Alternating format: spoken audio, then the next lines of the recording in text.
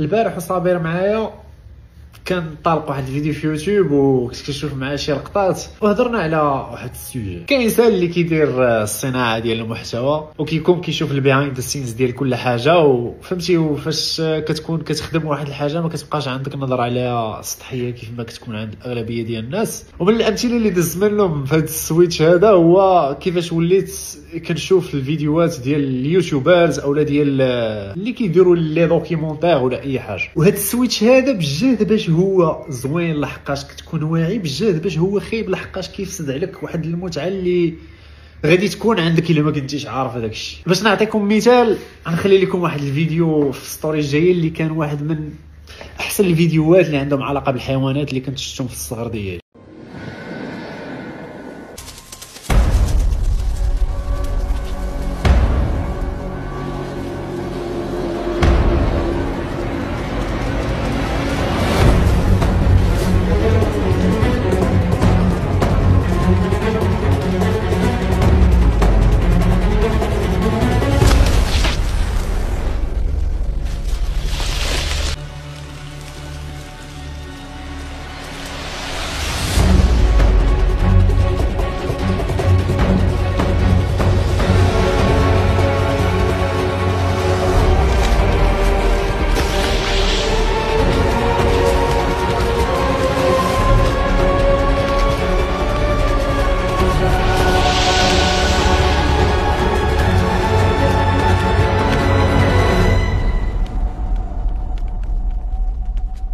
miraculous escape. فيديو هربان اللي باقي نعقل فاش شفته اول مره عاودت توقع شي 5 ديال المرات بكثره ما كان عجبني، بارطاجيته مع الناس اللي راه تنعرف. ولكن فاش عاود طلع لي دابا داز هكا وانا نقول شحال من سحليه غيكونوا صوروا شي 15 ولا 20 باش جمعوا هاد اللقطه. هكا نيشان جاتني هكا حتى نشوفها كانها انا نكريها. حيت كومون واش السحليه وقفات ودارت لك هكا وانت شديتي لاس زوميتي للماكس شي 300 ولا 500 ولا 700 باش ديك السحليه شديتي لها العين ديالها ودارت تغميضه العين وشافت هنا ويدير في بالها طن 1 2 3 4 20 لفعه وبدات غادا هاربه ومتبوعه بستابيليزاتور يعني انت شاد ستابيليزاتور وغادي كتجري معاه لحقاش اللقطه هكا داير. دونك نيشان كيطيح لي التساؤل ديال واش هادي شي استوديو كانوا مكريينو هما؟ واش مثلا انا شاد ستابيليزاتور وحطيت السحليه هنا وقلت لشي واحد يلاه بدا تجري جهه باش هي تبدا غادا هاربه وانا تابعه وهاد اللقطه هادي غادي نشدو غادي نركبها مع 70 سحليه اخرى اللي انا مصوره وغادي نكري واحد ستوري فهاد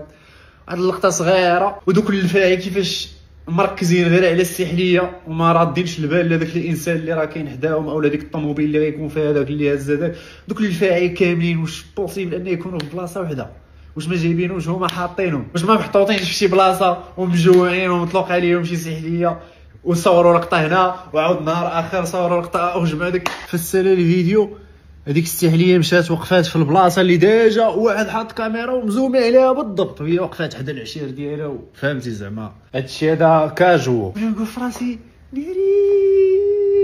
النهار الاول تفرجت وتمتعت وشحال عجبني وبارطاجيت وداز. ودي ماشي شي حاجه اللي زعما كنشوفها دابا على اساس راه خايبه، تكريات ستوري داز طرا لي في بحال تفرجتي في شي فيلم. ويضرب لي في بالي هذوك السبوع اللي كنت كنشوف في ناسيونال جيوغرافيك وتيقول لك السبع هو جلس هنايا ولا بو ايه مشات ورا هاد الشجره هادي لحقاش ديجا فاش داز من حدا السبع طرا واحد الميساج داز قال لها سيري انت جلسي لها سيري انت جلس لها.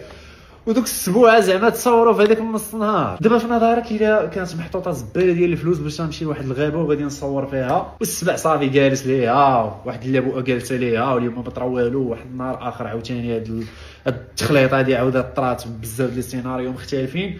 واش انت الا كنتي حاط زباله ديال الفلوس ما غاديش تجي تريح مع راسك وغادي تقول ما شديت والو لحقاش خصك يكون عندك بزاف الزهر باش يطرا هادشي هذا قدامك. ما شديت والو غادي نكري ستوري بكاع هادشي اللي راه كاين عندي والستيل كتعطي ليه في بنادم يتفرج يجي يتمتع وتيكمل النهار ديالو عادي. المهم البارح فاش قلت لصابر على البان ديال السحليه هو يبقى صدام قال لي النهار اللي جبته صراحه ما رديتش في البال. ايوا انا دوزت لكم اللعنه ما تبقاوش تستمتعوا نتوما بهادشي حيت تعصبت انا مع راسي وصافي بغيت نتوما يطرى لكم هادشي. ما حد اي حاجه سلبيه تيكونوا عندها الايجابيات ديالها وانه هادشي هذا خصكم طبقوه على حتى الفيديوهات اللي كتشوفوهم في السوشيال ميديا باش ما تبقاوش تايقوا اي حاجه كتبان لكم. هادشي هذا غيخفف عليكم شويه ديال الضغط اللي ولينا كناس كنعيشوه في السوشيال ميديا. بنادم تيبان شكون اللي غادي يصور راسو في حاله خايبه؟ شكون اللي غيكون عنده الجهد ديال التليفون يصور راسو في حاجه خايبه؟ ما كاينش. راه للاسف راه انا براسي ما غاترش شخصيا انا نصور ولا نقول شي حاجه نيجاتيف في السوشيال ميديا. دونك نتوما تركبوا عليا واحد ليماج اللي رانا تنكون ديما بواحد الصوره معينه كتبان لكم فاش نكون انايا عندي المورال نهز التليفون. وهادشي هذا خص تطبقوا على كل شيء. غادي تفسد لكم المتعه ديال التفراج من شي نواحي، ولكن غتنفعكم من نواحي اخرين.